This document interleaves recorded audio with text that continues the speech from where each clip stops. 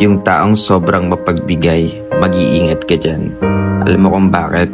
Kasi hindi lahat ng pagbigay tungkol sa sobra nila. Minsan, nagbibigay sila kahit sila mismo kulang na. Kahit sila mismo walang natitira para sa sarili nila.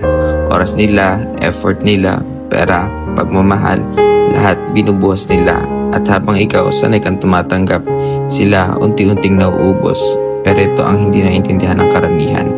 Ang taong sanay magbigay ng sobra, sila din yung marunong magbawas, marunong mag-cut off, at kapag napagod na sila, hindi ka nila kakausapin, hindi yan mag-e-explain, ubusin nila yung access mo sa kanila, bigla-bigla, wala ka na, walang drama, walang second chance, kaya huwag kang komportable sa pagiging taker. Huwag mong gawing ugali na sila palagi nagbibigay at ikaw yung laging kumukuha, kasi tandaan mo, yung huling binigay nila sa'yo, yun na pala yung last, at doon mo marirealize na hindi sila mahina, hindi sila tanga, sila yung malakas kasi natutunan nilang piliin yung sarili nila.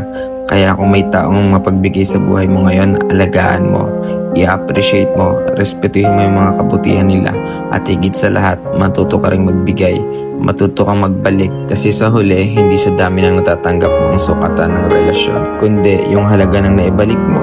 So just remember na kung may taong ganito sa paligid mo, huwag mo silang sayangin, kasi once na nawala sila, unang-una, hindi na babalik yan, at maaring wala ka nang mahanap na katulad nila.